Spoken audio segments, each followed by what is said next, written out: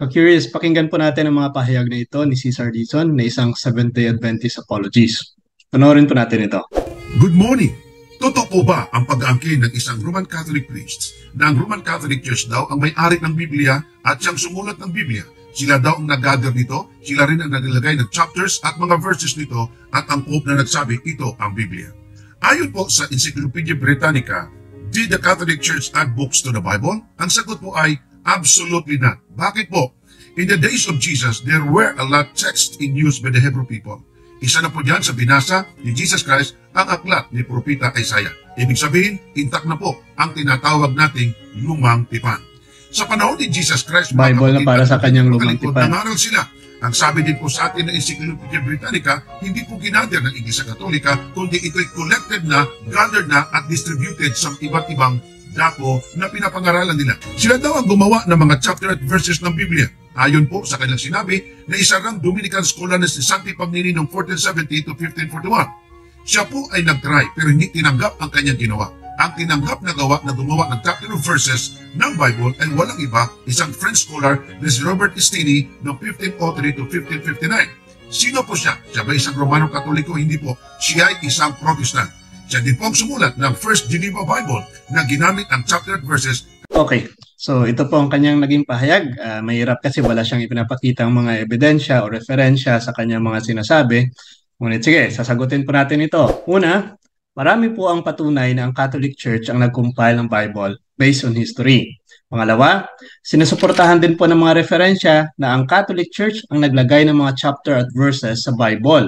Pangatlo, hindi po Pope ang nagtawag ng Bible sa Biblia, kundi isang obispo at isa sa mga church fathers. Kaya mahalaga po talaga ang tamang referensya sa pag-alam ng katotohanan. Tapusin niyo po ang buong video na ito upang maunawaan ang buong katotohanan. Either this is with Catholic.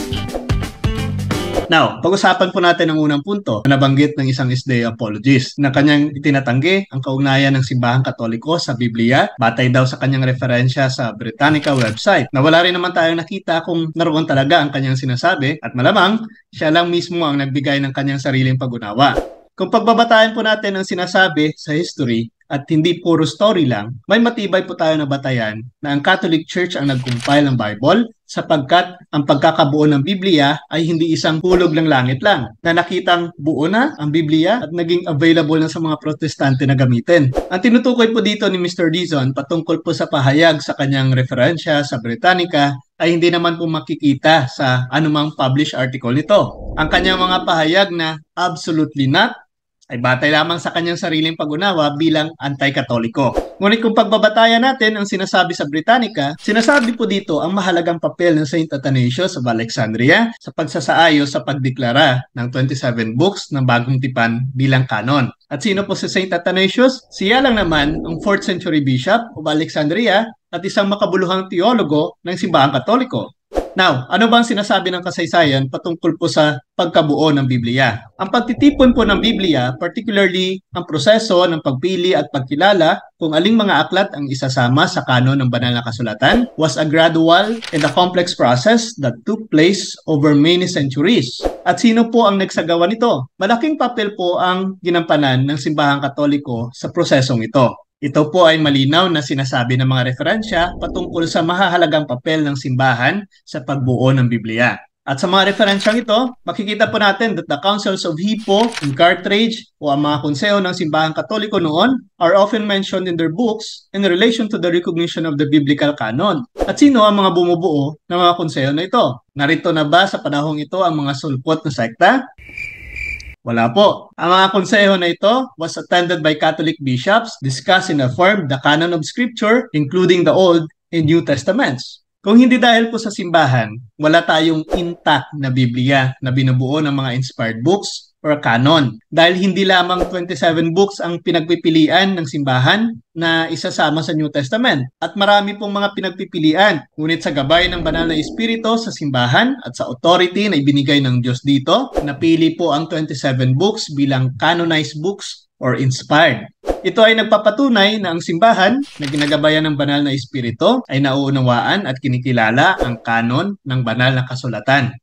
Tandaan po natin na ang iglesyang itinatag ng ating Panginoong Jesucristo ang siyang mga ngasiwa ng kanyang mga pahayag sa mga apostol na kung saan sila rin ang naging manunulat ng aklat na tinatawag natin ngayong New Testament books. At ang iglesia na ito ay may katisismo. Natugon naman sa kanyang sinabi, turuan ninyo silang sumunod sa lahat ng mga inutos ko sa inyo. Yes, the apostles are the authors of the books in the New Testament. Ngunit hindi rin maitatanggi na sila ay mga Katoliko dahil sila ang mga unang Kristiyano sa kasaysayan. Bakit po? Dahil ayon po sa referensyang ito, for the first 1,000 years of Christianity, all Christians belong to Catholic Church. Hindi po Seventh-day Adventist, hindi Baptist, hindi Iglesia ni Cristo, hindi MCGI or Born Again, o anumang mga sulpot lamang nitong 15th century, but only the Catholic Church. Sinasabi nga po sa katisismo ng simbahan na ayon din sa kasaysayan, through the apostolic tradition, ang simbahan ang pumili kung aling mga kasulatan ang isasama sa listahan ng mga sagradong aklat. Ang kumpletong listahan ng ito ay tinatawag na kanon ng kasulatan. Kabilang po dito ang 46 na aklat para sa Lumang Tipan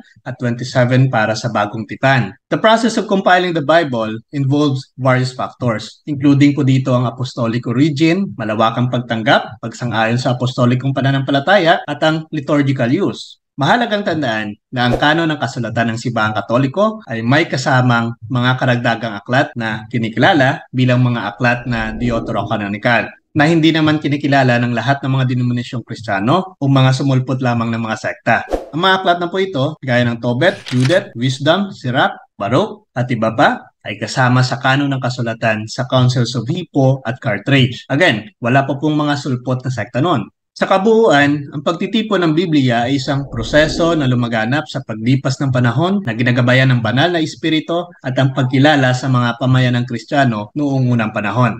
Ang Simbahang Katoliko sa pamamagitan ng tradisyon at mga konseho nito ay gumanap ng mahalagang papel sa pagkilala at pagpapatibay sa kanon ng banal na kasulatan. Now, tumungo po tayo sa pangalawang punto. Sila daw ang nag-gather nito, sila rin ang naglagay ng chapters at mga verses nito. Catholic po ang naglagay ng mga chapters at verses sa Bible. At bilang patunay po diyan, ito naman po ay sinasabi sa kasaysayan ng paglagay ng chapter at saka verses sa Biblia. Ang paghahati ng Biblia sa mga kabanata or chapters at mga bersikulo nito o verses, gaya ng alam natin ngayon, ay hindi po bahagi ng orihinal na manuskrito. Meaning, ito po ay dinagdag lamang. The divisions of the chapters ay pinakilala lamang noong 13th century ni Stephen Langton na isang arsobispo ng Canterbury, habang ang mga paghahati ng verses ay dinagdag noong 16th century ni Robert Estienne na isang French printer. Now, ang layunin po ng mga dibisyong ito ay upang mapadali ang pagtukoy at pag-cross-reference ng mga CP sa loob ng Biblia. Hindi nila po ito isinagawa upang baguhin ang kahulugan o interpretasyon ng teksto, ngunit sa halip ay magbigay ng isang praktikal na istruktura o ng organisasyon sa mga nagbabasa. Ang pag-divide ng mga verses ay unang ginamit sa mga manuskrito ng Latin at kalaunan ay pinagtibay para sa pagsasalin sa ibang mga wika. Ang mga paghahati-hati ng talata sa kabilang banda ay ipinakilala ni Estienne sa kanyang edisyon ng Bagong Tipan sa Grego na inilathala noong 1551. Ang paghahati ng mga talatang ito ay malawakang tinanggap at nang maglaon ay naging pamantayan na karamihan ng mga salin ng Biblia. Maaari niyo pong basahin ang mga libro na ito upang malaman kung paano nabuo base sa kasaysayan ang mga division sa Biblia, at malaking papel po dito ang naiambag ng Simbahang Katolika. Tungo po tayo sa pangatlong punto. At ang Pope na nagsabi, ito ang Biblia. Wala pang tinatawag na Biblia kung hindi dahil sa Simbahang Katolika. Isang obispo po ng Katoliko ang nagtawag o gumamit ng term na Bible o Biblia sa mga pinagsama-samang aklat ng Old at New Testament. Siya po ay si John Chrysostom na isang Archbishop of Constantinople. Saan po natin ito makikita? In the etymology of the Bible ay ganito po ang ating mababasa. The biblical scholar Frederick Fyvie Bruce notes that John Chrysostom appears to be the first writer to use the Greek phrase ta Biblia to describe both the Old and New Testaments together. Kaya sa pangalan pa lang na Bible ay very Catholic na. Alamin po natin ang naging papel ni John Chrysostom sa Simbahang Katolika. Si John Chrysostom po na kilala rin bilang Saint John Chrysostom ay isang kilalang tao sa unang simbahan at kinikilala bilang isa sa mga pinakadakilang mga ngaral at teologo sa kasaysayan ng Kristiyano. Ipinanganak po siya sa Antioch na ngayon ay tinatawag na Turkey noong mga taong 349 AD at namatay sa pagkatapon noong 407. Ang pangalang Chrysostom ay nangangahulugang gininto ang bibig. sa Greek na sumasalamin sa kanyang reputasyon para sa mahusay na pagsasalita at makapangyarihang pangangaral. Siya po ay naordinahan bilang pare at kalaunan ay naging arsobispo ng Constantinople na isa namang kabisera ng Imperyong Byzantine. Kilala po si St. Chrysostom sa kanyang pambihirang kakayahan sa pangangaral at sa kanyang kakayahang ipahayag ang mga turo ng pananampalataya sa isang malinaw at mabisang paraan. Ang mga turo at impluwensya ni John Chrysostom ay patuloy na pinapahalagahan sa simbahang Katoliko at sa Eastern Orthodox Church. Siya ay pinarangalan bilang isang santo at isang doktor ng simbahan, isang titulo na ibinibigay sa mga individual na ang mga turo ay may malaking kontribusyon sa pag-unawa sa doktrinang Kristiyano. So ayan po, sana'y nabigyan po natin ng tugon ang mga napamali sa mga katuruan ng simbahan ng mga kapatid natin sa ibayang pananampalataya. At sana'y nabigyan po natin ng kalinuan that the Bible is a Catholic book. Marahil po ang karamihan po sa atin ay patuloy na naguguluhan sa mga naririnig natin ng mga turo at aral sa ating mga kaibayang pananampalataya. Kabilaan po kasi ang ating napapakinggan ng mga paninira at ito po ang ating dahilan bakit patuloy nating ipinagtatanggol ang inang simbahan. Now, naway naging malinaw naman sa atin ngayon na ang Catholic Church mismo ang nag-compile ng Bible, na ang Catholic Church din ang naglagay ng mga chapters at verses sa Bible, at ang Catholic Church din ang nagbigay ng pangalang Bible. Patuloy po nating sundin ang mga turo ng simbahan. Sabi nga po sa Catechism of the Catholic Church 1285, defend your faith by words and deed. Kaya mga ka-curious, tayo po ay nasa tamang simbahan. Natatag ng ating Panginoong Jesucristo, ang Roman Catholic Church. Pro Deo et Ecclesia, sa Diyos po ang lahat ng papuri. So sana po nakatulong po ang ating video na ginagawa at sana po ay nasagot po ang mga katanungan natin na nagbibigay sa atin ng pag-aalinlangan sa ating pananampalataya. Kaya mga ka-curious, ibahagi nyo rin po ang video na ito upang mas malawak pang maabot nito at mas marami pa ang matulungan ito. At sa mga kapatid po natin na nagbibigay ng kanilang suporta, maraming salamat. Sa inyo na nag-send ng stars, maraming salamat po. Gagamit po natin ito sa pagpapalago ng ating munting page at of course sa mga pinaplano pa po natin mga corporal works of mercy na pwede po nating mapagbahagian ito. At sa mga kapatid po natin na hindi pa po nakapag-follow o nakapag-subscribe sa ating munting channel, Mr. Curious Catholic, sana po i-click na po yung follow button o ang subscribe button upang maging updated po kayo sa mga bagong uploads po natin. Sorry po, this is Mr. Curious Catholic. Kasama po ninyo sa pagtatanggol ng ating simbahan. Sa Diyos po ang lahat ng papuri. Hello mga kalay ko, nabasa niyo, ganda. Lumapit kayo sa akin. Nung ako po ay katotestante pa, hybrid ng Katoliko at Protestante, marami tayong mga katanungan sa ating isipan patungkol sa ating pananampalataya bilang Katoliko. Marami tayong mga bagay na nag-aagam-agam sa ating kaisipan na totoo ba to? May paliwanag ba ito? Huwag kayong mag-alala, na-curious lang kayo. Kaya salamat naman yung aking pagiging curiosity ito ay natugunan ng mga kasagutan sa mga taong nag-aral at lehitimong tagapagturo ng ating pananampalataya. Kaya kung kayo man ay naging katulad ko noon, ay huwag po tayong magtatanong sa hindi Katoliko. Tayo po ay magsiyasat at atin pong tuklasin yung yaman ng ating pananampalataya upang sa ganon ay hindi po tayo maging mangmang sa sarili nating pananampalataya. Kaya kung ninanais po ninyo na mapuluan ng tamang kaalaman ang ating mga katanungan sa ating isipan patungkol sa ating pananampalataya, may tip ako sa inyo.